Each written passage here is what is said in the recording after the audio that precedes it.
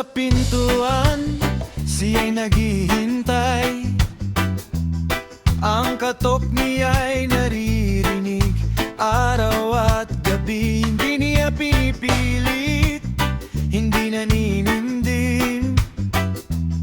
Naghihintay na buksan mo ang puso mong madilim. Nakatayo ako at kumakatok sa pintuan.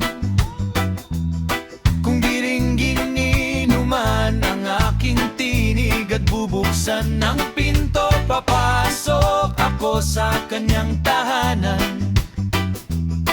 At kakain kaming magkasalo.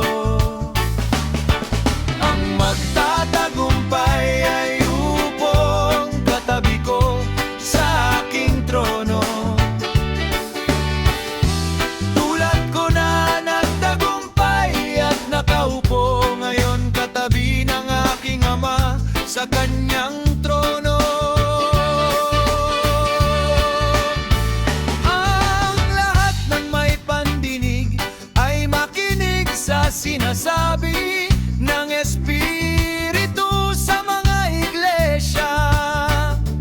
Kumakatok si Jesus, buksan mo ang pinto, pakinggan ang tinig niya, huwag nang magtago. Kapag iyong binuksan, siya ay papasok, kasama kang kakain, magkasama at magkakapiling.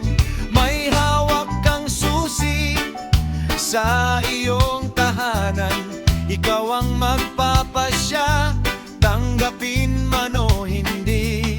Ang pag-ibig niya'y tapat, hindi magbabago, handang magsilang ligaya sa iyong mundo.